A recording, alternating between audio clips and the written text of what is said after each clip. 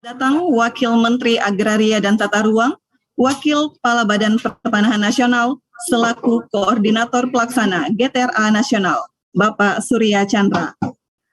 Assalamualaikum warahmatullahi wabarakatuh. Selamat pagi, salam sejahtera untuk kita semua. Shalom, Om Swastiastu, Namo Buddhaya, dan salam kebajikan. Bapak Ibu yang berbahagia, Puan dan Tuan, yang besar tidak kami himbau gelar, dan yang kecil tidak kami sebut nama. Selamat datang dalam acara diskusi publik Road to Wakatobi dengan tema Kebijakan Penataan Ruang dan Daya Saing Daerah Berkelanjutan. Hadirin yang berbahagia, sebagai informasi bahwa ini merupakan diskusi publik Road to Wakatobi edisi ke-20 yang merupakan rangkaian acara dari GTRA Summit 2022 yang akan diselenggarakan di Wakatobi, Sulawesi Tenggara. Bapak Ibu yang kami hormati, mengawali acara, mari kita dengarkan keynote speech dari Gubernur Jawa Timur yang dalam hal ini diwakili oleh Kepala Dinas Pekerjaan Umum, Kawasan Permukiman dan Cipta Karya Provinsi Jawa Timur, Bapak Insinyur Baju Trihaksoro. Dengan hormat kami silakan.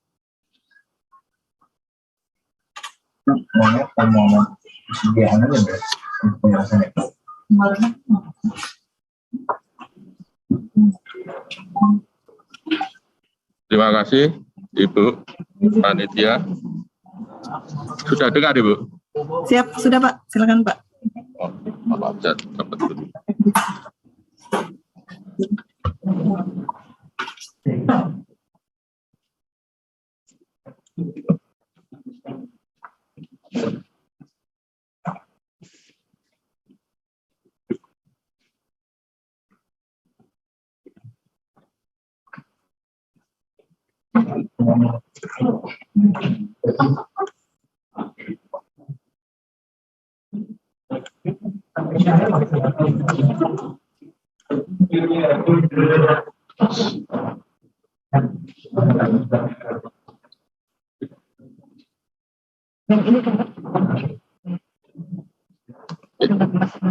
Mohon maaf, Ibu, masih ada kesalahan teknis ini.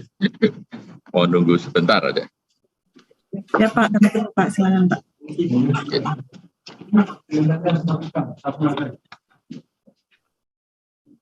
Sambil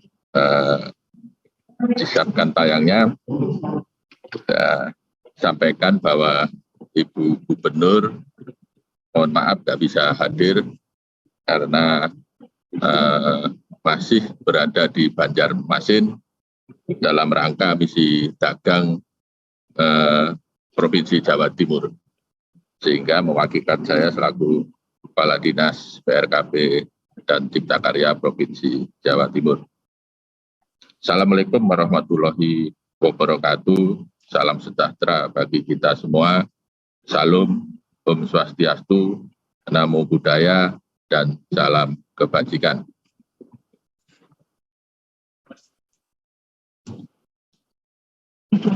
Yang saya hormati, mohon maaf mungkin ya kalau saya menyebutkan salah, mungkin yang perlu saya sapa yaitu Menteri Agraria dan Tata Ruang, Kepala BPN selaku Ketua Tim Gugus Tugas Reforma Agraria atau GTRA Pusat atau yang mewakili. Kemudian yang saya hormati Dirjen Penataan Agraria selaku Ketua Pelaksana Harian Gugus Tugas Reforma Agraria Pusat atau yang mewakili.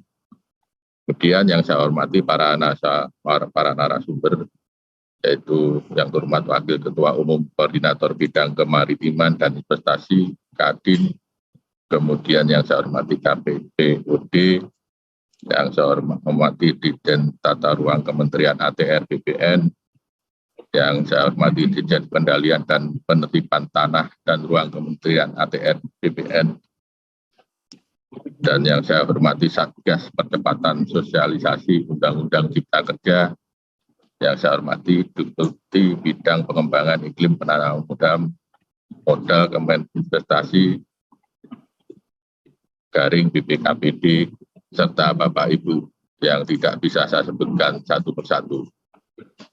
izinkan kami mewakili Ibu Gubernur Jawa Timur menyampaikan pandangan dalam memenuhi topik apa yang diminta Sekretaris GTRA terkait bagaimana perspektif daerah mengenai kebijakan penataan ruang dan daya saing daerah berkelanjutan terhadap perizinan berusaha di daerah pasca Undang-Undang Cipta Kerja.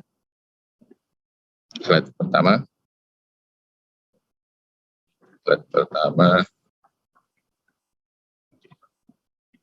Ya.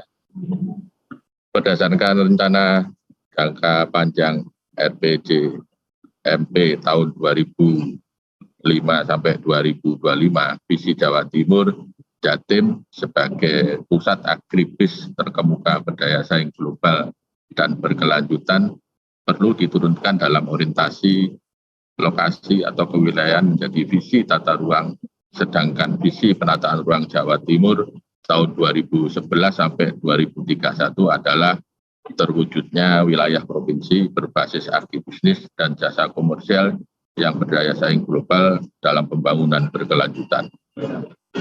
Tujuan penataan ruang ini diwujudkan berdasarkan 4 asas, yaitu aman, nyaman, produktif, dan berkelanjutan. Dengan demikian, esensi Pemprov Jatim sejak tahun 2010 memang telah merencanakan pembangunan wilayahnya berperspektif daya saing global dan berkelanjutan. Lanjut.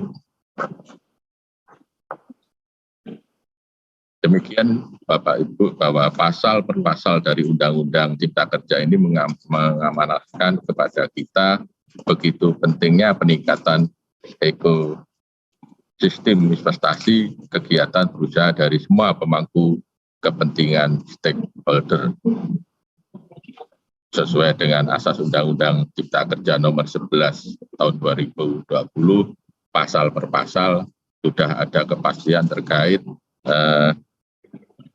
ekosistem investasi maupun kegiatan berusaha. Lanjut.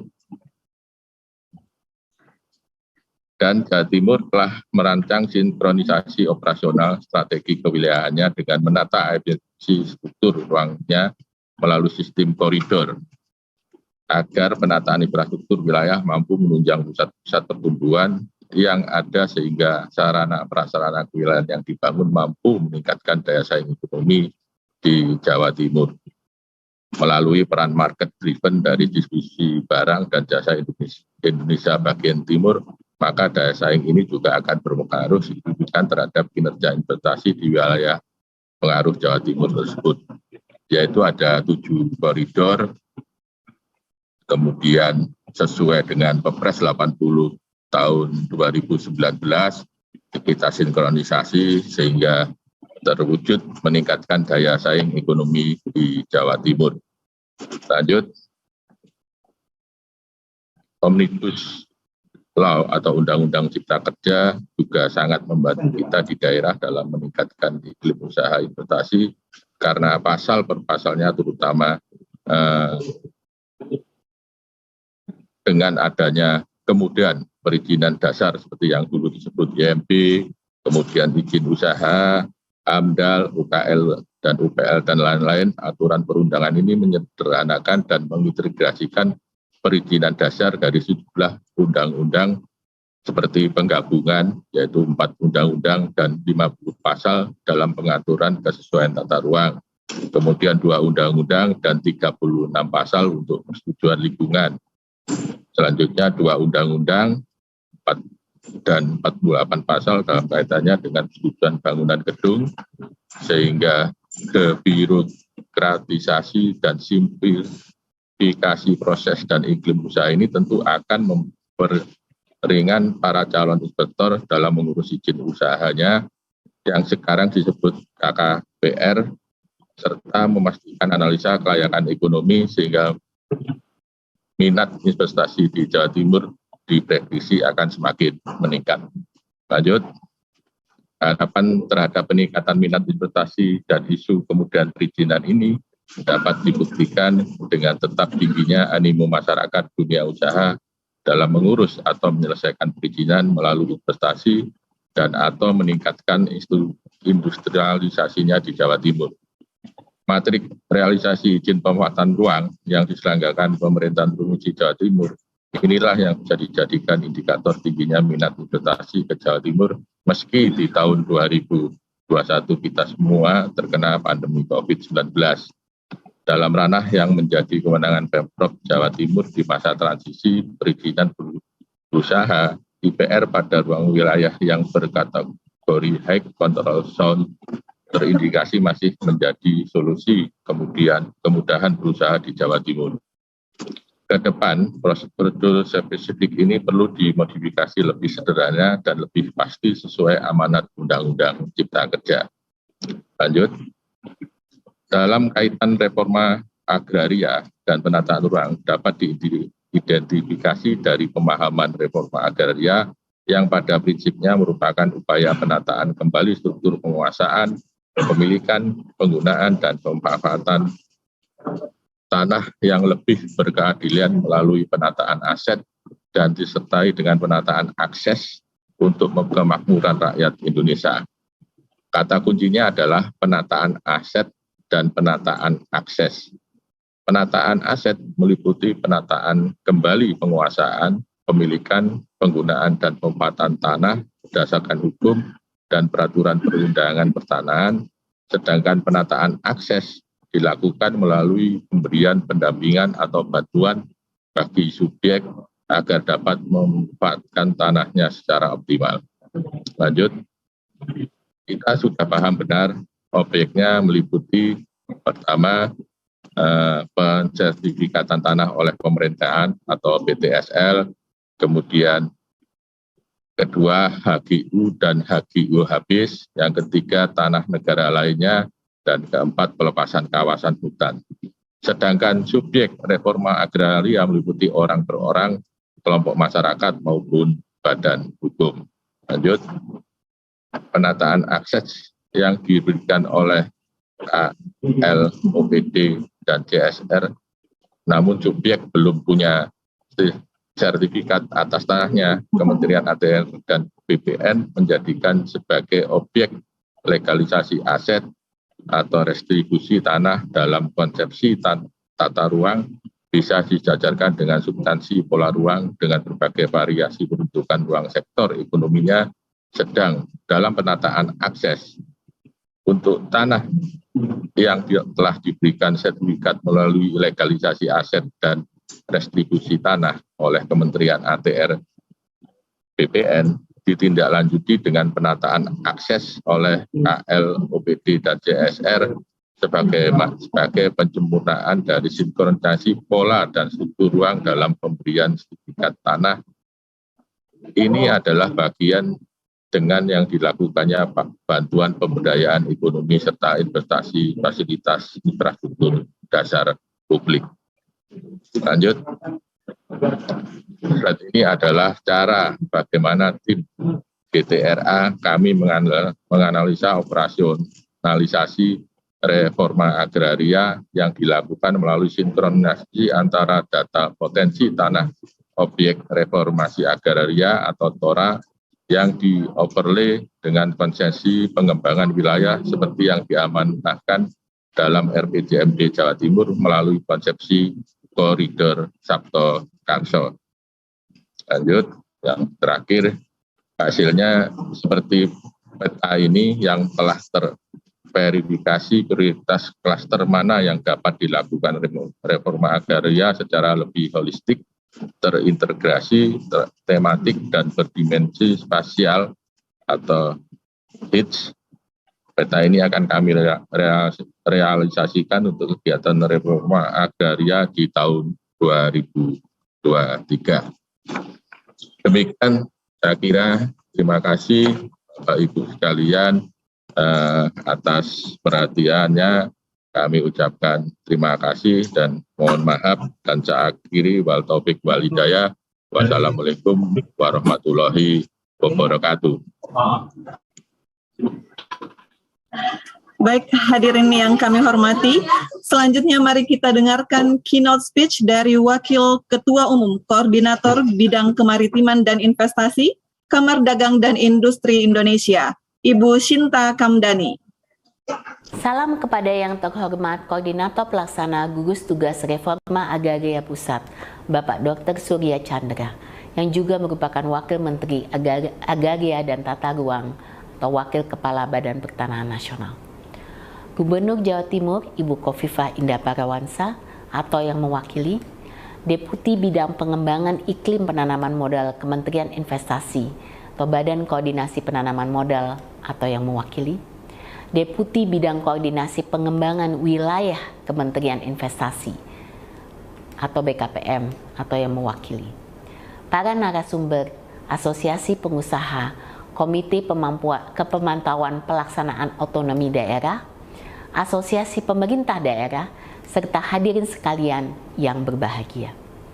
Puji syukur kita panjatkan kehadirat Tuhan Yang Maha Esa karena atas karunia-Nya kita semua dapat hadir pada diskusi Public Road to Wakatobi 20 menuju GTRA Summit dengan tema Kebijakan Penataan Ruang dan Daya Saing Daerah Berkelanjutan.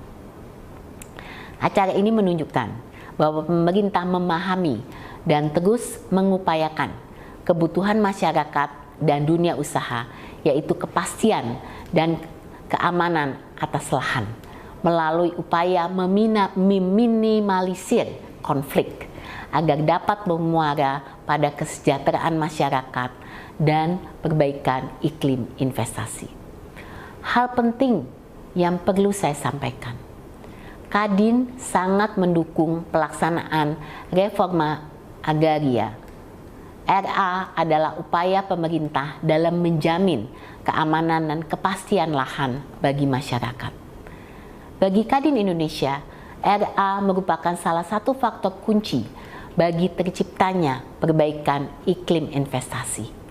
Keamanan dan kepastian lahan bagi masyarakat memungkinkan dikuranginya risiko dan kejadian konflik lahan dan kekayaan alam sebagai syarat bagi kepastian berusaha.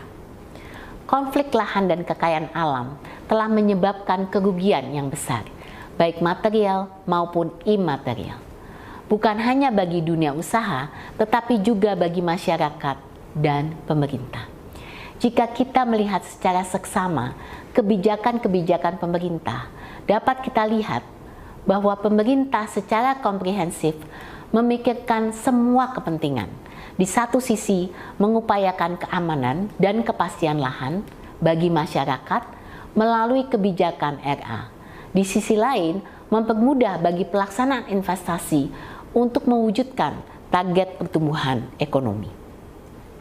Kadin sangat mengapresiasi upaya-upaya yang dilakukan pemerintah memperbaiki iklim investasi dalam konteks daya saing daerah melalui upaya harmonisasi penataan ruang dan perbaikan tata kelola perizinan. Wilayah Indonesia yang luas, kemajemukan sosial dan budaya, kondisi rawan bencana di sebagian besar daerah, dampak perubahan iklim, serta belum meratanya kapasitas teknologi, informasi, dan komunikasi menjadi tantangan besar bagi pemerintah dalam melaksanakan RA dan perbaikan iklim investasi melalui penerapan perizinan berusaha berbasis risiko, merujuk Undang-Undang Cipta Kerja bagi pelaku usaha.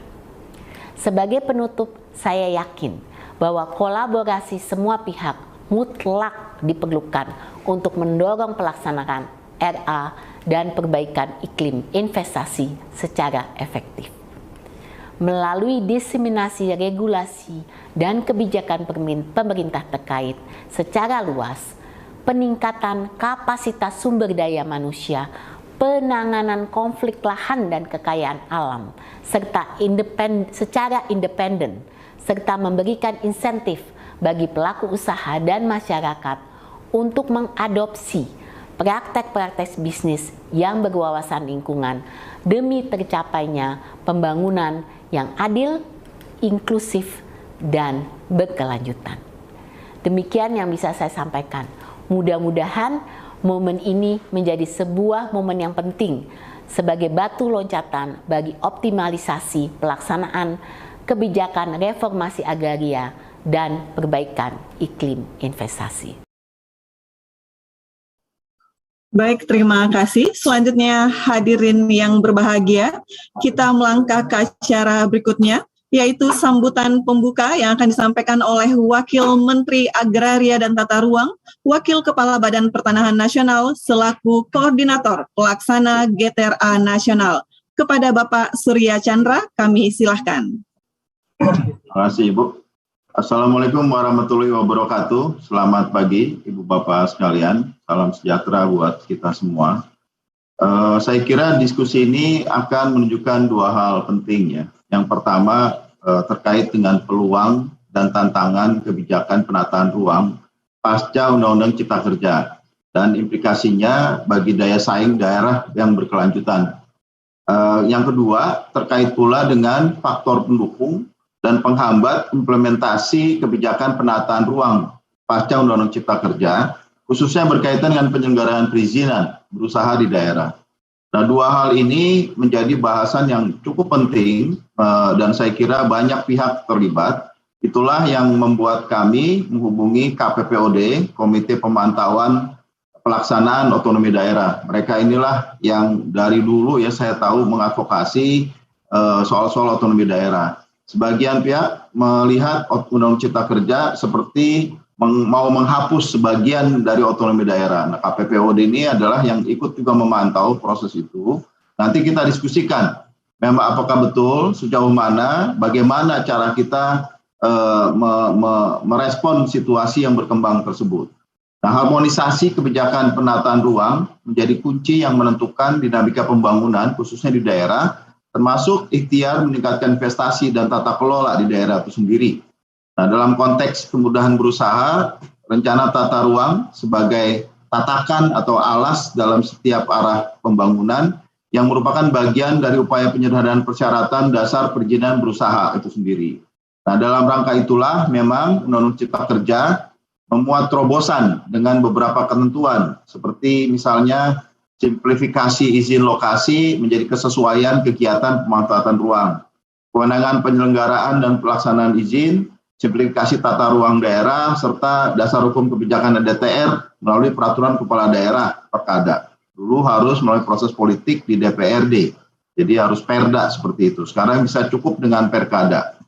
Nah, harapannya memang semua itu mampu menghadirkan kemudahan dan kepastian dalam perizinan usaha.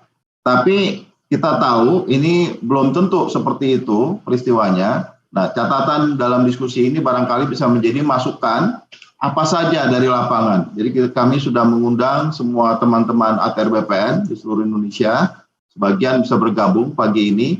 Sebagian juga kita undang pemerintah daerah.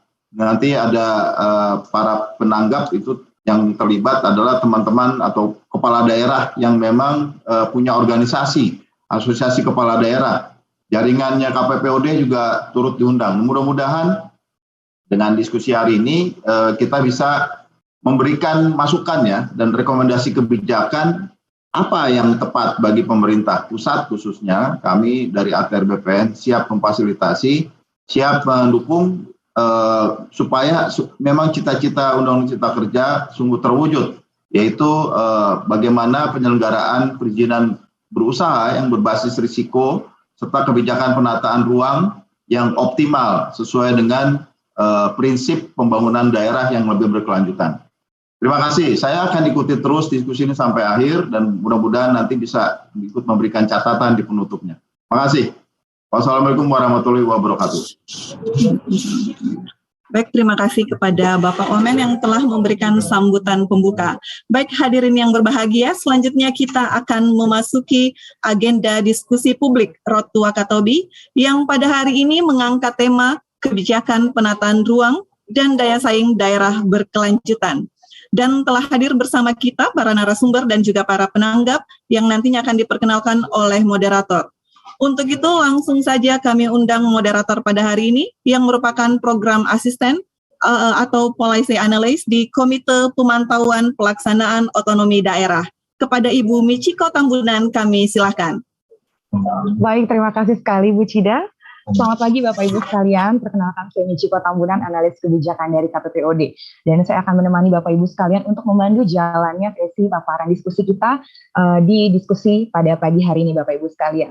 Nah sebelumnya Bapak Ibu, saya akan membacakan urutan jalannya sesi paparan narasumber pada pagi hari ini.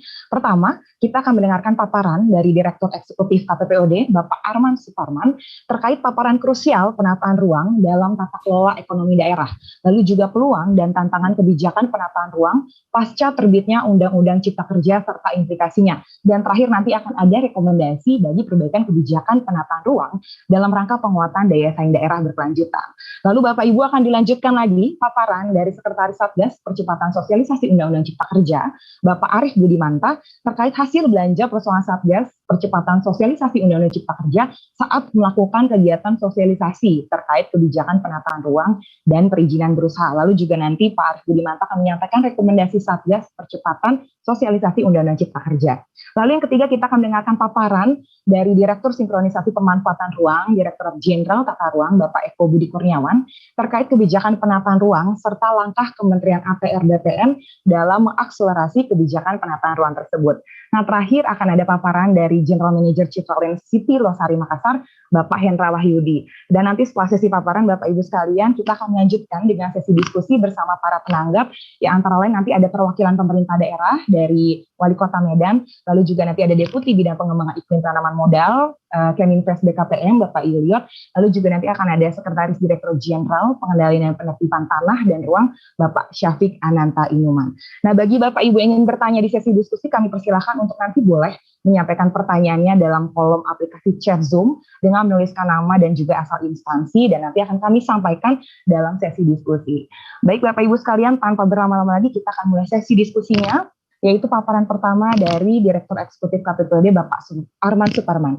Nah, Pak Arman Suparman ini menempuh pendidikan tinggi Bapak Ibu sekalian di Sekolah Tinggi Filsafat Ledalero, Flores NTT, dalam melanjutkan studinya di Pasca Sarjana Sosiologi FISIP Universitas Indonesia.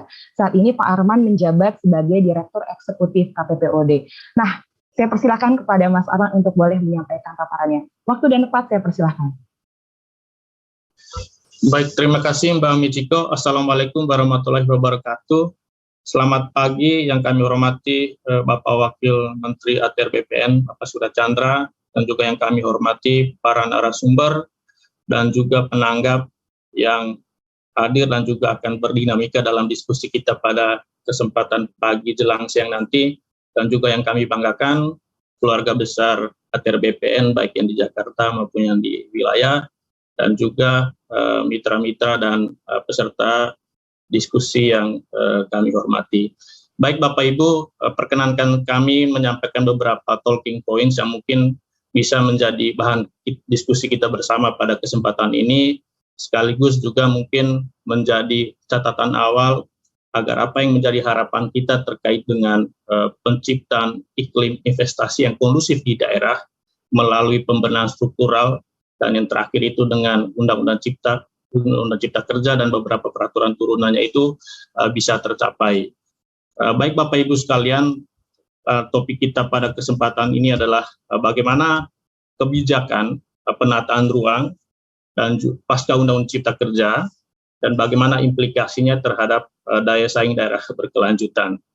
Baik Bapak Ibu, sekedar pengantar, kalau kita bicara dalam konteks otonomi daerah, kami selalu merujuk ke kitab suci kami, yaitu Undang-Undang 23 tahun 2014 tentang pemerintahan daerah, di mana kalau kita melihat seluruh dinamika pembangunan daerah itu terarah ke ultimate goal yang kita sebut sebagai kesejahteraan bersama atau bonum commune atau kebaikan atau kesejahteraan masyarakat, yang itu akan diperoleh atau dicapai dengan percepatan atau upaya akselerasi peningkatan pelayanan, kemudian pemberdayaan, peran serta masyarakat, serta peningkatan daya saing daerah, Bapak Ibu, gitu ya.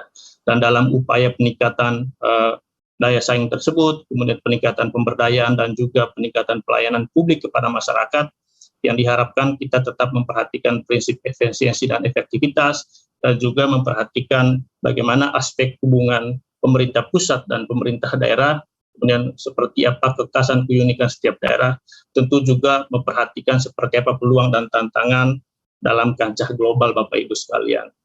Nah, dalam konteks ini, Bapak Ibu, sejak awal tahun 2000-an, KPPOD sebenarnya memiliki sejumlah kerangka pengukuran. Ada kerangka pengukuran terkait dengan daya tarik investasi, kemudian ada indeks atau pengukuran terkait dengan tata kelola ekonomi daerah, dan yang terakhir yang kami kembangkan 2 tahun terakhir ini, dan mungkin akan seterusnya kami menjadikan itu sebagai salah satu evaluasi atau pengukuran terhadap kinerja daerah, yaitu daya saing daerah berkelanjutan.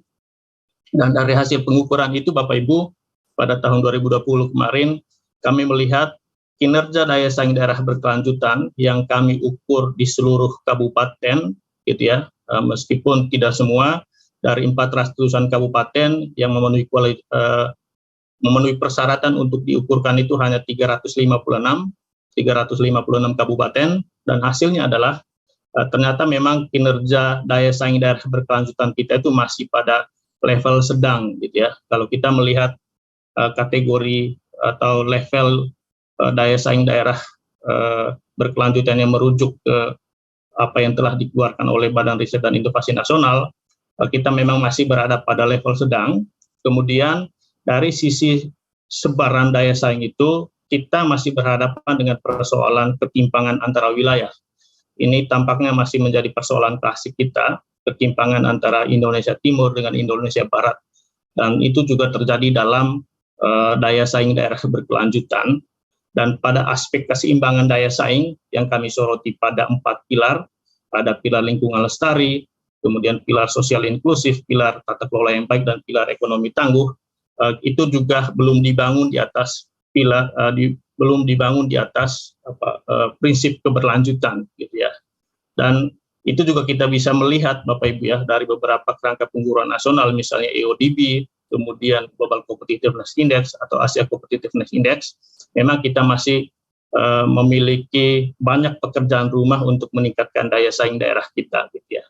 Dan kami di KPPOD juga memberikan apresiasi terhadap langkah yang dilakukan oleh pemerintah beberapa tahun ini, gitu ya, terutama dalam upaya untuk meningkatkan kemudahan dan kepastian berusaha, Bapak Ibu. Dan saya sangat yakin Bapak Ibu di ATR BPN juga sangat familiar dengan pengukuran ease of doing business, gitu ya. Karena salah satu variabel yang diukur adalah soal peralihan hak atas tanah dan bangunan, di mana BPN itu menjadi salah satu stakeholder di sana dalam memberikan kemudahan itu, gitu.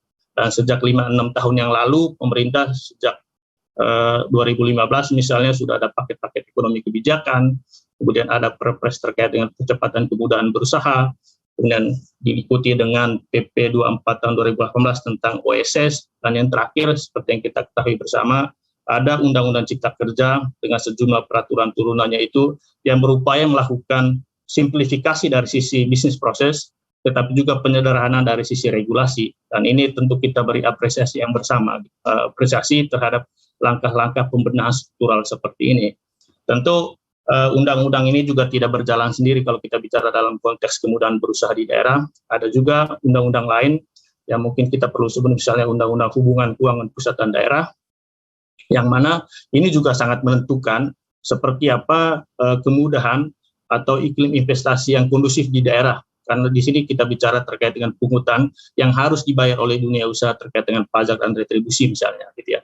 Dan memang kalau kita melihat di Undang-Undang 11 2020 tentang Cipta Kerja dan Undang-Undang 1 2020 tentang HKPD ini, ada satu arsiran yang mungkin juga ini menjadi perhatian Pemda saat ini, 2-3 tahun ke depan, bahkan 5 tahun ke depan, yaitu adalah perda yang terkait dengan pajak dan retribusi daerah.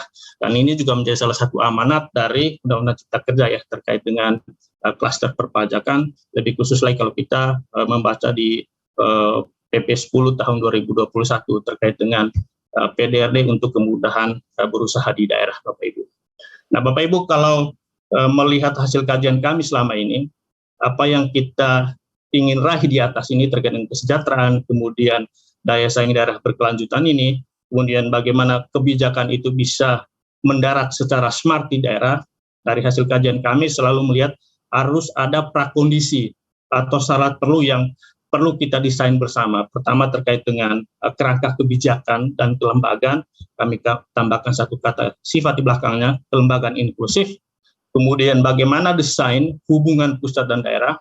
Hubungan di sini kami selalu sebut ada tiga dimensi hubungan ini. Ada hubungan kewenangan, kemudian ada hubungan keuangan pusat dan daerah, dan yang terakhir bagaimana hubungan binwas, pembinaan dan pengawasan.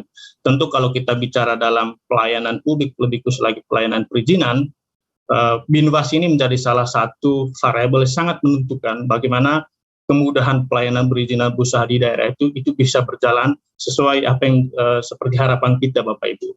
Dan yang terakhir tentu di level daerah atau dalam konteks daerah, kepemimpinan politik dan kapasitas lokal itu juga sangat menentukan bagaimana seluruh kebijakan ini termasuk atau terutama terkait dengan Undang-Undang Cipta Kerja ini bisa berjalan dengan smooth, smart, atau sesuai dengan harapan dari pemerintah pusat atau juga pemerintah daerah sendiri gitu ya. Baik Bapak Ibu, terkait dengan penataan ruang, kami sangat yakin Bapak Ibu di ATR BPN sudah mendarah dagingkan terkait dengan seperti apa arti penting dari penataan ruang ini Bapak Ibu ya. Kami melihat ada dua. Pertama, penataan ruang ini yang di dalamnya terkait dengan perencanaan, pemanfaatan, dan juga pengendalian pemanfaatan ini adalah panglima keberlanjutan kita Bapak Ibu. Gitu ya. Karena dengan tata ruang yang berkualitas, itu juga berpengaruh terhadap bagaimana keberlanjutan di pilar ekonomi, sosial, lingkungan, dan juga tata kelola. Dan itu juga selalu digarisbawahi dari sejumlah kajian-kajian, baik di level nasional maupun di level global gitu ya, bahwa tata ruang yang berkualitas itu memberikan kemudahan, tetapi juga kepastian terkait dengan ketersediaan lahan. Tadi Bu Sinta Kamdani juga sudah menggarisbawahi ini. Kemudian terkait dengan pilar sosial, tata ruang yang berkualitas juga sangat memberikan kepastian terkait dengan bagaimana akses masyarakat, terutama kelompok-kelompok rentan untuk mendapatkan lahan, atau juga berkontribusi dalam kegiatan ekonomi di atas lahan yang sudah ditentukan bersama. Kemudian yang ketiga terkait dengan lingkungan, tentu juga dengan tata ruang yang berkualitas, mulai dari RT/RW sampai RDTR, itu juga sangat menentukan seperti apa keberlanjutan lingkungan. Dan yang paling penting bagaimana dengan tata ruang ini kita bisa memitigasi potensi risiko bencana di masa depan gitu ya. Dan di aspek tata kelola Bapak Ibu, tentu kalau kita membaca Undang-Undang Cipta Kerja, kemudian PP 21, kemudian Permen 13 ATR BPN misalnya, bagaimana kepentingan stakeholder itu bisa diakomodir. Dengan demikian, apa yang kita harapkan terkait dengan kolaboratif governance ini, itu bisa tercermin atau terimplementasi ke dalam seluruh penyelenggaraan penataan ruang, mulai dari perencanaan, pemanfaatan, sampai pengendalian pemanfaatan Bapak Ibu. Nah, dalam konteks kemudahan perizinan, tadi Pak Wakil Menteri sudah menyampaikan bahwa sebagai tatakan pembangunan itu juga sangat menentukan, terutama bagaimana upaya kita mensimplifikasi perizinan berusaha, lebih khusus lagi terkait dengan persyaratan dasar di tata ruang, yang sekarang diubah dari izin lokasi menjadi persetujuan atau konfirmasi kesesuaian pemanfaatan ruang. Jadi dengan tata ruang yang berkualitas itu juga berdampak terhadap seperti apa simplifikasi di pelayanannya, tetapi juga itu juga memiliki timbal balik dengan kualitas penataan ruang gitu ya. Artinya dengan kehadiran Undang-Undang Cipta Kerja ini kami melihat upaya yang begitu besar dari pemerintah pusat terutama gitu ya, untuk memperbaiki lagi kualitas rencana tata ruang kita mulai dari RT/RW sampai RDTR, yang itu sekiranya bisa berdampak terhadap upaya di sisi lainnya, yaitu simplifikasi pelayanan perizinan. Karena dengan adanya RDTR digital misalnya, para pelaku usaha atau pemohon terkait dengan kesesuaian pemanfaatan ruang ini, itu tidak berurusan lagi dengan prosedur-prosedur yang terjadi sebelum Undang-Undang Cipta Kerja, tetapi kita hanya berhadapan dengan platform digital, mengkonfirmasi dengan RDTR digital, atau mengajukan persetujuan pemanfaatan ruang jika memang belum memiliki RDTR digital. Nah, itu bisa tercapai Bapak Ibu kalau kita melihat beberapa dokumen yang terkait dengan prinsip perencanaan tata ruang. Ada beberapa prinsip yang tentu kita perlu perhatikan. Pertama, prinsip demokratis, artinya dengan penataan ruang itu bisa terarah kepada hajat hidup orang banyak. Kemudian prinsip subsidiaritas yang kami lihat dalam konteks otonomi daerah ini mungkin menjadi salah satu prinsip yang perlu kita highlight ya Bapak Ibu ya, karena dengan prinsip subsidiaritas ini inisiatif kebutuhan lokal atau konteks-konteks tertentu di lokal itu perlu diperhatikan dalam seluruh perencanaan tata ruang, bukan hanya perencanaan di level lokal tetapi juga perencanaan di level nasional. karena perencanaan di level nasional sebagaimana amanat Undang-Undang Cipta Kerja sendiri kan itu menjadi referensi bagi seluruh perencanaan tata ruang baik di level provinsi maupun di level kabupaten kota ataupun di kawasan-kawasan strategis gitu ya. Jadi inisiatif atau kebutuhan lokal ya. Waktu 2 menit lagi Pak. Oh ya. Memang tinggal di RA-nya aja gimana. Ya. Terima kasih Mbak Mijiko. Oke. Dan yang berikutnya prinsip integrasi, dan tentu kalau kita melihat di Undang-Undang Cipta Kerja itu sudah diatur ya terkait dengan integrasi sejumlah rencana tata ruang gitu. Kemudian proporsional, dan yang terakhir tentu prinsip kehati-hatian. Dan ini juga menurut kami kalau kita melihat prinsip atau paradigma berbasis risiko, ini juga tentu menjadi perhatian kita semua karena penentuan tingkat risiko itu kan juga ditentukan oleh aspek keselamatan lingkungan gitu ya, kesehatan. Yang bagi kami ini juga ditentukan atau sangat menentukan seperti apa perencanaan tata ruang kita gitu Bapak Ibu. Baik, terkait dengan penataan ruang ini sendiri Bapak Ibu, ini salah satu kerangka pengukuran yang selalu dibuat oleh KPPOD, tata kelola ekonomi daerah. Dan dalam tata kelola ekonomi daerah itu ada 10 variabel yang menentukan. Yang pertama itu adalah biaya transaksi, di sini kita bicara pada retribusi, dan ada perizinan berusaha. Dan ada salah satu yang mungkin menjadi topik kita hari ini adalah terkait dengan akses lahan Bapak Ibu gitu ya.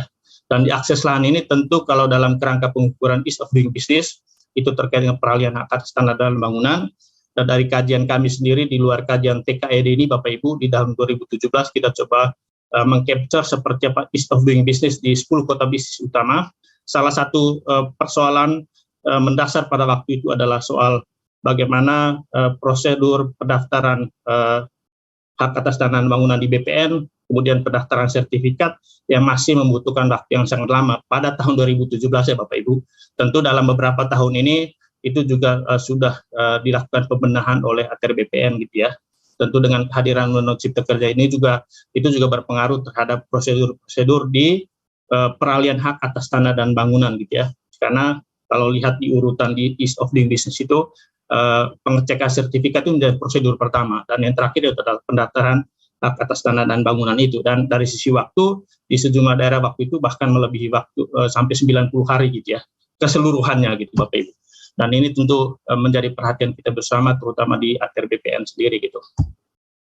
Baik Bapak Ibu, ini saya lanjutkan saja karena ini adalah paradigma yang kita sudah ketahui bersama bahwa dengan Undang-Undang Cipta Kerja ini tidak semua usaha itu nanti wajib mengurus perizinan, tetapi yang berisiko tinggi yang diwajibkan mengurus izin, sementara yang berisiko rendah, menengah rendah atau menengah tinggi itu hanya mengurus NIB dan juga sertifikat standar gitu ya. Dan itu kita bisa baca secara detail di PP 5 tahun 2021. Dan bagi kami Bapak Ibu, faktor penentu terimplementasikannya dengan baik Undang-Undang Cipta Kerja dan sejumlah PP ini, terutama PP 5, PP 6, PP 16, kemudian PP 21 dan PP 22, itu pertama soal bagaimana kualitas kebijakan, kelembagaan, dan juga digitalisasi yang terintegrasi di pemerintah pusat sendiri. Kemudian yang kedua, bagaimana kebijakan, kelembagaan, dan juga sarana prasarana terkait dengan platform digital di daerah. Dan dari hasil asesmen kami Bapak Ibu, pertama terhadap kebijakan penataan ruang itu sendiri, patut kami akui memang memberikan simplifikasi ya, simplifikasi perizinan. Karena kalau ada RDT digital, kami sebagai pemohon misalnya baik untuk kegiatan berusaha atau non berusaha cukup mengkonfirmasi lokasi kegiatan dengan RDT digital. Tapi kalau belum memiliki RDT digital, itu baru melalui prosedur persetujuan pemanfaatan ruang yang diajukan kepada pemerintah pusat. Kemudian ini juga disampaikan oleh Pak Wamen tadi bahwa sudah ada perubahan dasar hukum RDTR yang bagi kami ini mungkin menjadi solusi terkait dengan mandeknya proses pembahasan Perda RDTR selama ini, gitu ya. Hanya ini mungkin jadi salah satu catatan Pak Wamen dan Bapak Ibu sekalian, daerah mengeluhkan terkait dengan persetujuan substansi dari Kementerian ATR BPN dan Kementerian sektoral lainnya. Kalau membaca PP 21 dan juga Permen ATR BPN nomor 13, kami melihat di situ sudah ditentukan waktunya, gitu ya, persetujuan substansi itu, gitu ya. Hanya mungkin ke depan bagaimana sistem informasi itu tersampaikan ke daerah dan bagaimana Kementerian ATR BPN sendiri juga menetapi SOP itu terutama terkait waktu itu sehingga daerah memiliki kepastian terkait dengan waktu untuk mendapatkan persetujuan substansi untuk peraturan kepala daerah RDTR, Bapak Ibu, gitu ya. Kemudian satu catatan utama kami ini Pak Wamen terkait dengan kewenangan. Ya, kalau membaca Undang-Undang Cipta Kerja khususnya terkait dengan penataan ruang gitu ya, undang-undang ini memang sangat menegaskan, menggarisbawahi pemerintah pusat sebagai pemegang kewenangan penyelenggaraan urusan pemerintahan, gitu ya. Dan itu sangat nampak di penyelenggaraan penataan ruang sendiri yang bagi kami ini sudah menghilangkan atau menggerus kewenangan daerah ini Pak Wamen. Dan kalau kami coba lokalisir dari perencanaan, kemudian pemanfaatan dan pengendalian pemanfaatan, tampaknya daerah itu hanya kebagian di perencanaan. Dalam hal ini penyusunan RT/RW dan juga penyusunan RDTR dan pembentukan RDTR digital. Memang kalau membaca di PP 21 atau juga Permen 13 itu sudah ada kata bisa didelegasikan, gitu ya. Tapi bagi kami kata delegasi ini mirip dengan dekonsentrasi, jadi ada pelimpahan, tetapi kewenangan atau pemegang kewenangan utamanya ada di menteri. Sementara gubernur, bupati, dan wali kota ini hanya menjadi yang didelegasikan, yang dilimpahkan. Akan lebih sangat bermakna kalau diserahkan, gitu ya. Jadi sebenarnya kalau membaca di Undang-Undang 27, Undang-Undang Penataan Ruang yang tahun 2007 itu sebenarnya sudah sangat menjelaskan atau menegaskan seperti apa kewenangan daerah dalam perencanaan, pemanfaatan dan pengendalian pemanfaatan, yang mungkin ini juga patut menjadi perhatian kita ke depan, terutama terkait dengan bagaimana kita membangun fondasi otonomi daerah ini. Karena di sini dengan kata delegasi ini, itu fondasinya itu sangat rapuh untuk daerah, Bapak Ibu. Ini kita bisa diskusikan, gitu ya. Kemudian terkait dengan penerapan di daerah, akhir tahun kemarin Bapak Ibu kami melakukan asesmen di 5 kota bisnis utama, di Medan, kemudian Balikpapan, Makassar, Surabaya, dan DKI Jakarta. Dari 5 kota ini saja, misalnya hanya Jakarta dan Kota Medan yang punya RDTR digital, Bapak Ibu ya. Tapi kalau kita coba cek secara keseluruhan dari ATR BPN sendiri kan melihat dari target 2000-an itu baru 50-an RDTR digital gitu ya. Dan ini menurut kami menjadi persoalan serius gitu terkait dengan RDTR digital ini gitu ya. Kemudian peran platform daerah juga gitu ya.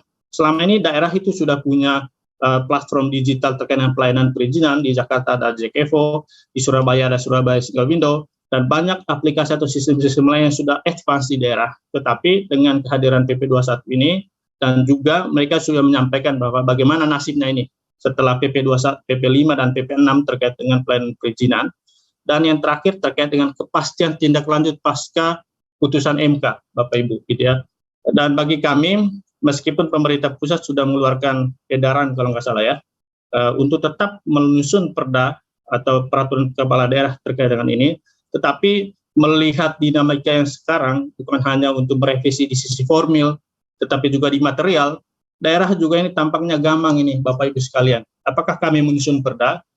Jika nanti menyusun perda, terkait misal perda perizinan atau peraturan kepala daerah yang terkait dengan penggunaan usaha misalnya, tiba-tiba pemerintah pusat merevisi lagi sejumlah PP dan itu menurut daerah membuang-buang energi gitu ya. Sehingga menurut kami mungkin butuh regulasi yang lebih pasti lagi untuk mendorong daerah untuk tetap maju atau menunggu apa yang telah dibuat oleh pemerintah pusat gitu.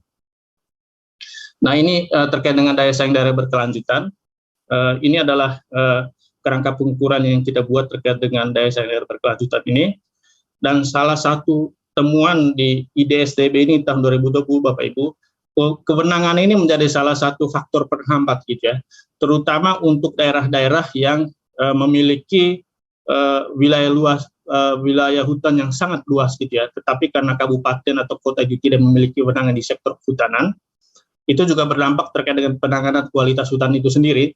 Dan bagi kami, untuk konteks pembicaraan kita hari ini, ketiadaan kewenangan terkait dengan penataan ruang ini juga ke depan berpotensi juga untuk mengganggu keseimbangan di pilar ekonomi, sosial, dan juga tata kelola serta lingkungan itu Bapak Ibu.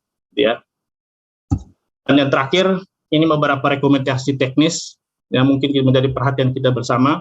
Pertama, kepada pemerintah pusat, kami mendorong sebenarnya ketika ada keterbatasan atau capacity constraint di daerah, apakah bisa pemerintah pusat itu mengeluarkan sebuah metode atau tools yang bisa mempercepat penyusunan peraturan daerah atau peraturan kepala daerah terutama yang terkait dengan RDTR digital misalnya, gitu ya.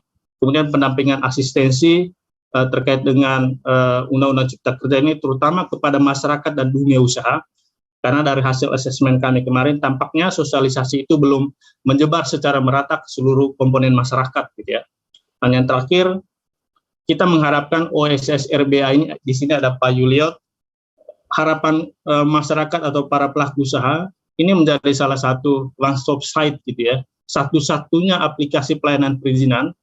Artinya, kalaupun kementerian sektoral punya sistem tersendiri atau platform tersendiri, misalnya Gistarunya ATR BPN atau CMBG-nya Kementerian PUPR atau AMDALNet-nya KLHK, itu harapannya itu terintegrasi dengan OSS RBA, dan para pelaku usaha hanya berhadapan dengan OSS RBA ini, jadi tidak berjalan lagi dari satu sistem ke sistem yang lain, gitu. Dan kepada pemerintah daerah, di sini juga hadir beberapa asosiasi dan juga pemerintah daerah sendiri, tentu yang kita harapkan dalam perencanaan 2-3 tahun ke depan, Perda atau peraturan kepala daerah terkait dengan perizinan ini, tentu ini menjadi salah satu prioritas, dan kami mendorong sebenarnya adalah salah satu yang kita selalu dorong kepada pemerintah daerah, membentuk satgas, gitu ya, atau forum multi stakeholders yang bisa menjadi forum untuk berbagi sekaligus juga berkonsultasi dengan pemerintah pusat, gitu. Dan yang terakhir, kami melihat Pak Wamen, dukungan peran data politik dan mesin birokrasi ini bisa menjadi salah satu yang determinan, gitu ya. Karena munculnya kebijakan-kebijakan inovatif dan juga inovasi pelayanan perizinan itu juga sangat ditentukan seperti apa komitmen kepala daerah dan juga DPRD, dan juga bagaimana mesin birokrasinya.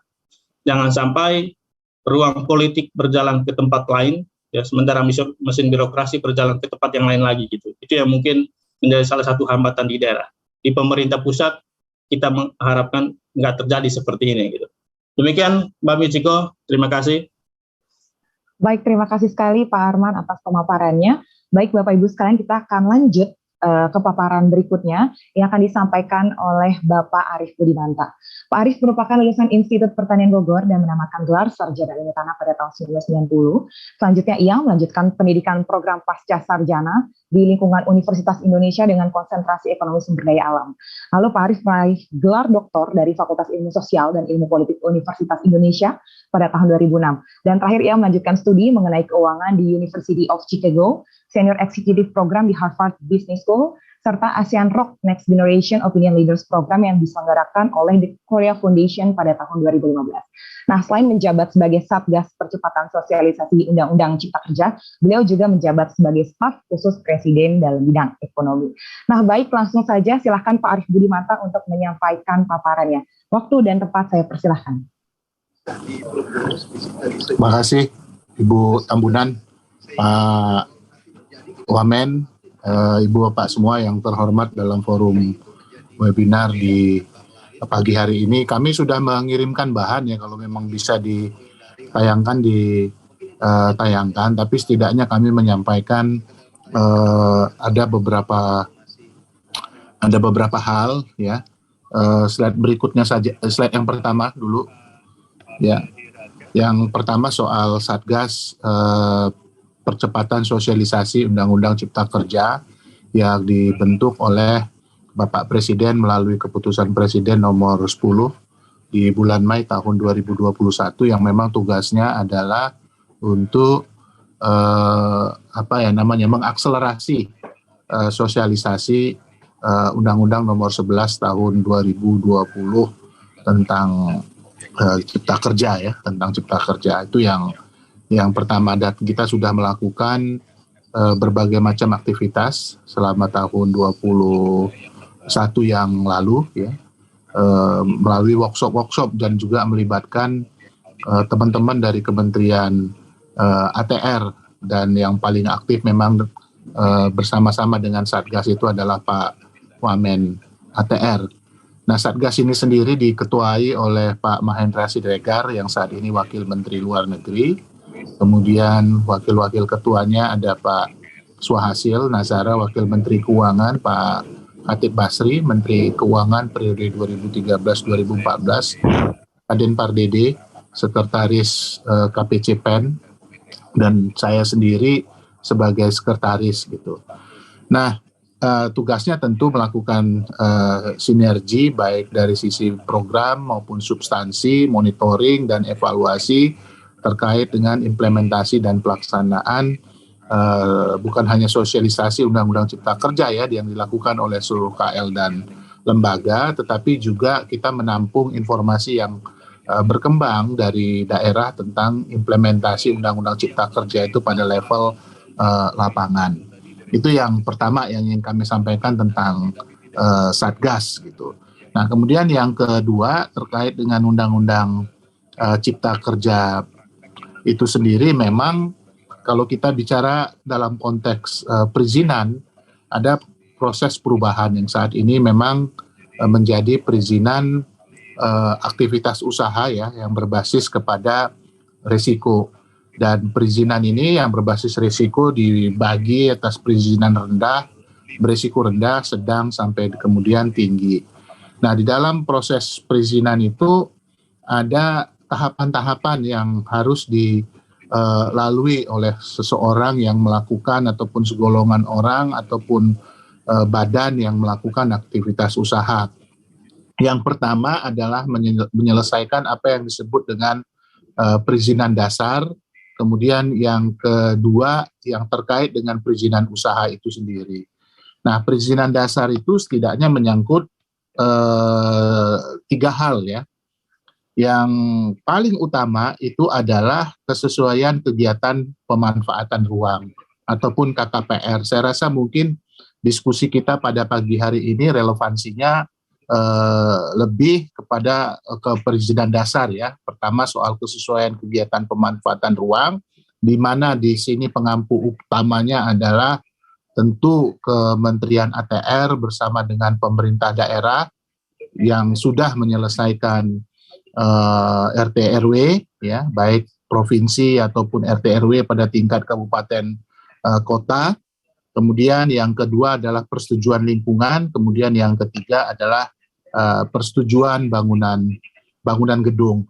Dan kita tahu backbone dalam proses perizinan dasar ini ada di KKPR, di kesesuaian kegiatan pemanfaatan ruang.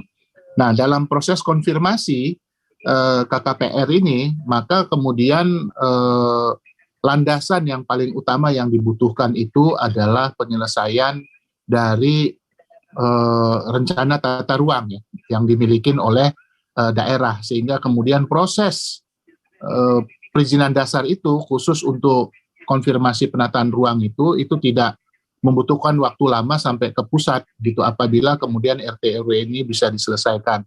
Nah, pemerintah sendiri memang memiliki rencana untuk memfasilitasi proses penyelesaian RT RW di tingkat kabupaten, terutama agar proses-proses yang terkait dengan pelaksanaan Cipta Kerja, terutama perizinan berusaha dan KKPR ini bisa lebih cepat, karena ini adalah backbone dari perizinan berusaha. Itu yang kedua. Jadi untuk itu maka kemudian harapan kita agar kemudian ke depan tidak lagi terjadi proses tumpang tindih misalnya yang signifikan antara aktivitas usaha karena ini berbasis risiko, maka penyelesaian RT RW terutama pada tingkat kabupaten maupun kota ini menjadi penting untuk secara cepat diselesaikan. Nah, itu yang kedua ya, yang terkait dengan Undang-Undang Cipta Kerja yang khususnya terkait dengan penataan ruang gitu ya. Nah, kemudian yang ketiga yang paling penting juga yang ingin kami sampaikan dalam kesempatan ini adalah temuan Satgas. Temuan Satgas di halaman 8. Tolong di halaman 8 yang bagian ini. Jadi kalau kita lihat bahwa terkait dengan temuan Satgas dalam pertemuan di daerah, maka ada beberapa hal yang perlu improvement ya secara cepat. Yang pertama adalah dari aspek regulasi, ya. Dalam hal ini tentu adalah Perda RDTR sebagai syarat penerbitan KKPR. Nah, ini kemudian memang menjadi penting ya untuk diselesaikan, termasuk dalam hal ini adalah perda-perda yang terkait dengan perizinan bangunan gedung. Nah, proses penyelesaian perda yang terkait dengan perizinan bangunan gedung ini dapat dipakai oleh daerah sebagai basis untuk melakukan pungutan kembali. Kemudian yang ketiga juga adalah problematika ketiadaan tim profesi ahli atau TPA di beberapa daerah sebagai syarat penerbitan PBG. Tetapi ini memang bisa disiasatin berdasarkan undang-undang untuk memanfaatkan TPA. Kalau misalnya di wilayah kabupaten tersebut tidak tersedia, itu bisa memanfaatkan di wilayah kabupaten lain yang tersedia ataupun di wilayah provinsi, misalnya profesi ahli yang ada gitu. Itu yang terkait dengan regulasi. Kemudian yang kedua juga ada problematika terkait dengan kelembagaan yang belum bersinergi gitu ya di lapangan. Yang ketiga adalah sistem. Nah, ini yang memang juga menjadi soal bukan hanya di daerah tetapi juga di pusat, bagaimana mengintegrasikan sistem yang sifatnya mesin to mesin ya, antara misalnya aspek regulasi yang terkait dengan persetujuan lingkungan dengan KKPR, katakanlah misalnya seperti itu. Jadi ada prinsipnya misalnya dalam konteks one map policy, itu contoh misalnya dalam konteks sistem.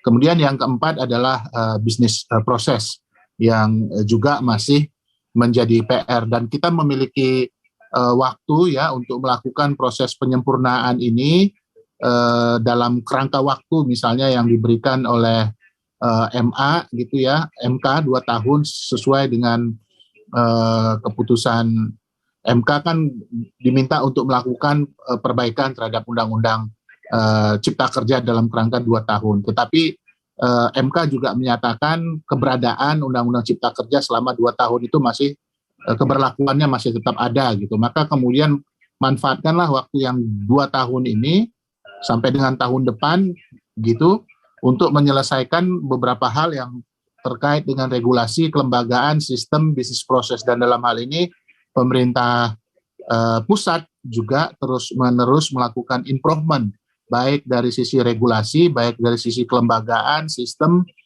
maupun bisnis proses, terutama yang terkait dengan online single submission. Itu yang ketiga. Kemudian yang terakhir yang ingin kami sampaikan, informasikan adalah mohon ke halaman 4, Mbak. Ke halaman 4. Ini sebagai informasi saja komitmen Presiden dalam kerangka untuk reforma agraria. Nah, Presiden telah membentuk Satgas Penataan Penggunaan Lahan dan Penataan Investasi melalui keputusan Presiden nomor 1 tahun 2022 tentang Satuan Tugas Penataan Penggunaan Lahan dan Penataan Investasi. Nah, Satgas ini diketuai oleh Menteri Negara Investasi dan di dalamnya juga ada Menteri Agraria dan Tata Ruang. Nah, tujuannya untuk menindaklanjutin pencabutan izin usaha pertambangan, izin pinjam pakai kawasan hutan, hak guna usaha, dan hak guna bangunan. Nah, mohon izin tugas, Pak Arif, ya. Waktu 2 menit lagi, Pak. Oke. Nah, tugas Satgas ini adalah intinya melakukan penataan penggunaan lahan dan penataan investasi melalui pemetaan, pemanfaatan lahan, kemudian memberikan rekomendasi kepada Menteri untuk melakukan pencabutan, kemudian menetapkan kebijakan pemanfaatan atas lahan perizinannya yang sudah dicabut dalam kerangka redistribusi dan pemanfaatan lainnya. Jadi komitmen untuk melakukan reforma agraria ini selain Satgas Reforma Agraria yang ada di dalam Kementerian Agraria dan Tata Ruang, pada sisi lain juga Presiden membentuk Satgas khusus untuk menindaklanjutin proses-proses pencabutan izin-izin usaha, baik itu pertambangan hingga pakai kawasan hutan, hak guna usaha dan hak guna bangunan, untuk kemudian dimanfaatkan untuk aktivitas dalam kerangka reforma agraria, khususnya redistribusi aset lahan. Nah, saya rasa mungkin 4 hal itu yang ingin kami sampaikan, Bu Tambunan. Terima kasih atas kesempatannya. Nanti kita bisa lanjutkan dengan respon dan diskusi. Selamat pagi. Baik, terima kasih sekali Pak Arief. Bapak Ibu sekalian, jika ada yang ingin menyampaikan pertanyaan atau tanggapan, bisa langsung nanti disampaikan lewat kolom chat di Zoom, dan nanti akan kami bacakan dalam sesi diskusi Bapak Ibu. Nah, selanjutnya kita akan lanjut ke paparan ketiga Bapak Ibu sekalian dari Pak Eko Budi Kurniawan. Pak Eko menempuh pendidikan S1, Teknik Planologi, Institut Teknologi Bandung, lalu melanjutkan studi S2, Master of Science in Urban Infrastructure Engineering and Management UNESCO IHE, lalu meraih DEA di City and Regional Planning University de Paris Aix-Nanterre, lalu meraih gelar PhD atau Doctor of Philosophy in City and Regional Planning University de Paris Aix-Nanterre. Nah, saat ini Bapak Eko Budi Kurniawan menjabat Direktur Sinkronisasi Pemanfaatan Ruang Kementerian ATR BPN. Nah, kepada Pak Eko, kami persilahkan Pak, waktunya 10 menit Pak. Silakan Pak. Baik, terima kasih Mbak Michiko. Assalamualaikum warahmatullahi wabarakatuh. Waalaikumsalam. Selamat pagi, salam sejahtera, salam sehat bagi kita semua. Yang kami hormati Bapak Wakil Menteri Agraria dan Tata Ruang, yang kami hormati Gubernur Jatim atau yang mewakili, yang kami hormati Bapak Deputi Bidang Pengembangan Iklim, Penanaman Modal, Kementerian Investasi, yang kami hormati Bapak Ibu narasumber dan Bapak Ibu hadirin sekalian. Baik, Bapak Ibu melanjutkan tadi arahan dari Bapak Wakil Menteri, kemudian juga dari keynote speakers dan dari narasumber ya Pak yang sebelum saya, Pak Arman dan juga Pak Arief Budimanta, begitu. Kami coba membahas bagaimana penataan ruang, begitu ya, dengan adanya Undang-Undang Cipta Kerja, begitu. Kemudian juga akselerasi implementasinya dan juga terkait dengan tantangan terhadap implementasi perizinan ini ya. Yang pertama-tama adalah Bapak Ibu, terkait penataan ruang ini, kita ketahui bersama bahwa Undang-Undang Penataan Ruang itu kita miliki begitu di tahun 1992 begitu ya, Undang-Undang 24 tahun 1992 tentang penataan ruang. Kemudian ditetapkannya Undang-Undang baru begitu ya terkait tentang penataan ruang juga, Undang-Undang 26 di tahun 2007, dan kemudian Undang-Undang 11 tahun 2020 tentang Cipta Kerja ini begitu, ini memberikan pengaruh terhadap penataan ruang gitu ya, terkait dengan masalah perizinan, di mana kita mengetahui sama-sama Bapak Ibu sekalian bahwa ruang kita yang terbatas begitu ya, tadi juga disampaikan oleh keynote speaker sebelumnya bahwa kita ingin mewujudkan ruang yang aman, nyaman, produktif dan berkelanjutan, dan itu sudah ada di dalam Undang-Undang 26 2007 gitu ya. Selanjutnya Bapak Ibu sekalian, undang-undang ini begitu dipengaruhi oleh Undang-Undang Cipta Kerja gitu ya, dan peraturan perundangan turunannya gitu. Di mana kalau sebelum UCK dan peraturan perundangan turunannya begitu Bapak Ibu sekalian, itu umumnya begitu ya, rencana tata ruang itu bentuknya cetak gitu ya, buku begitu, dan disimpan di kantor pemerintah gitu ya. Sehingga kalau masyarakat begitu, publik ingin mengakses rencana tata ruang harus mendatangi baik itu kantor pemerintah di pusat ya untuk rencana tata ruang di level pusat RT RWN misalkan, maupun di daerah ya untuk RT RW provinsi, RT RW kota kabupaten, RWTR gitu. Nah, kemudian ini mengakibatkan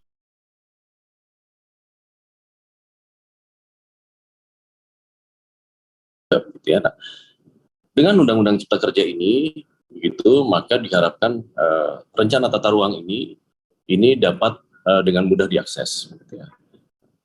kemudian juga transparan begitu, sehingga memudahkan masyarakat untuk mengetahui bahwa bagi uang yang dia tinggali ini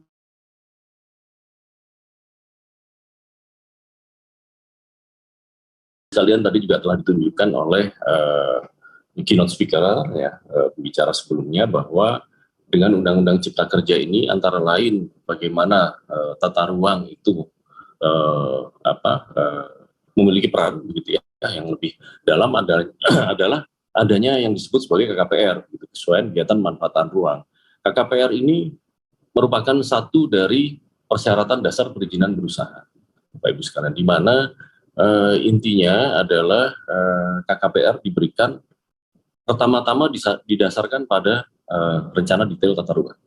RDTR ini adalah rencana tata ruang yang levelnya paling detail, Bapak Ibu sekalian. Jadi kita punya beberapa level rencana tata ruang, begitu ya, mulai dari RT RW nasional, begitu, sampai yang paling detail adalah rencana detail tata ruang, yakni 1 dengan skala 1/5.000.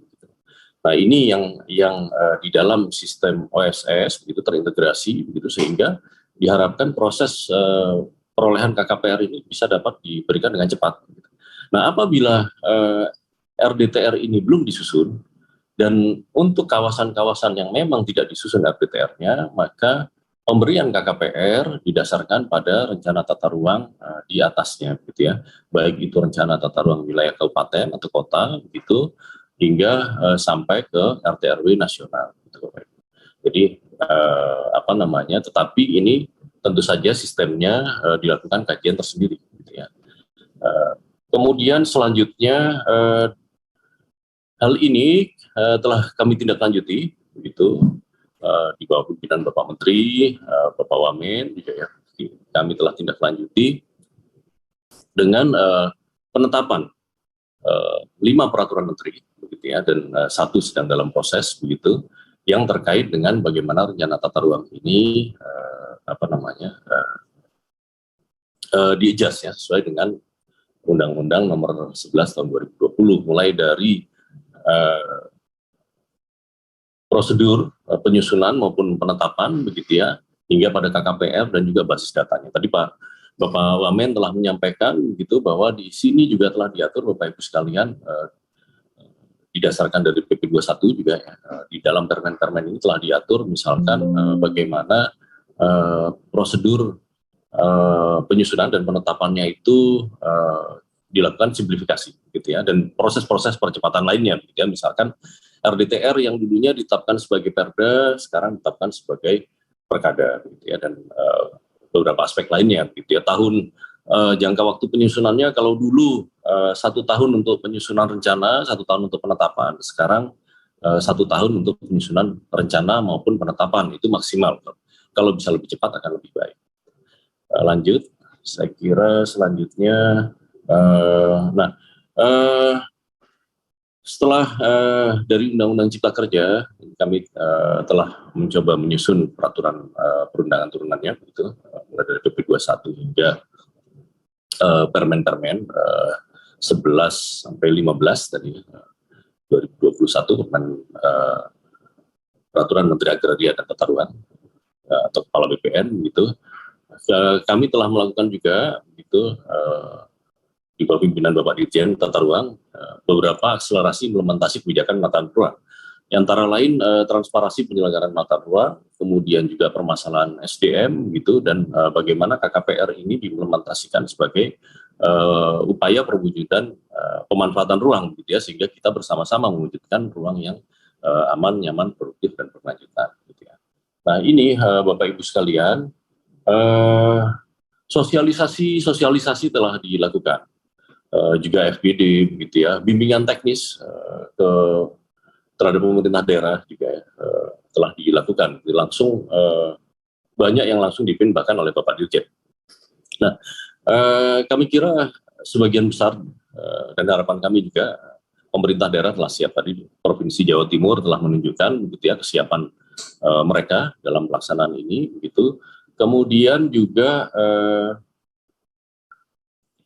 kerjasama, gitu ya, kerjasama bagaimana agar penyelenggaraan penataan ruang dapat inklusif, gitu ya.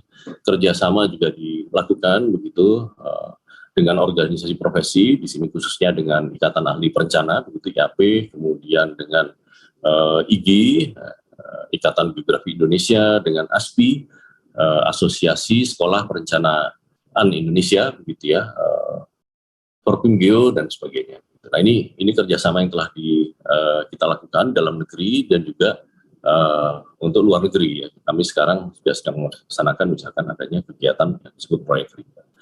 Nah, selain itu Bapak Ibu sekalian, dalam rangka transparansi tadi kemudahan, memberikan kemudahan akses dan juga transparansi terhadap penataan ruang.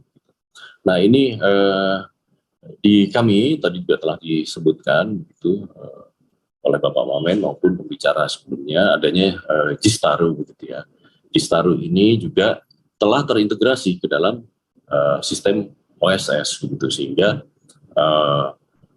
tapi dalam Jistaru ini sendiri begitu masyarakat sekarang dapat mengakses tanpa rencana tata ruang begitu ya, mengetahui bahwa wilayah yang atau kawasan yang dia tinggal itu direncanakan seperti apa dan sebagainya tanpa harus mendatangi kantor pemerintah begitu ya, membuat janji untuk melihat bukunya begitu. Tetapi sekarang bisa langsung dilihat di Jistaru ini, ada yang disebut sebagai RTR online gitu ya. Kalau saya kira ini juga di berbagai negara maju juga sudah tersedia ya, Singapura dan sebagainya. Tapi sekarang di Indonesia kita sudah tersedia ini. Jadi seluruh rencana tata ruang yang telah menjadi ditetapkan sebagai Perkada untuk RDTR maupun Perda untuk RT/RW kabupaten kota maupun provinsi begitu ya, itu dapat kita lihat di RTR online. Selain itu juga beberapa aplikasi-aplikasi lain yang membantu ya, seperti RDTR interaktif gitu ya, RTR Builder ya, Protaru ya, di mana masyarakat. Mohon izin Pak Eko, ya. Waktu 2 menit lagi Pak. Baik, terima kasih. Itu masyarakat dapat melihat gitu ya, sudah seberapa jauh rencana tata ruang itu, dan ini juga sekali lagi meningkatkan transparansi ya Bapak Ibu sekalian ya, sehingga masyarakat dapat mengetahui gitu ya penggunaan ruang untuk diarahkan sebagai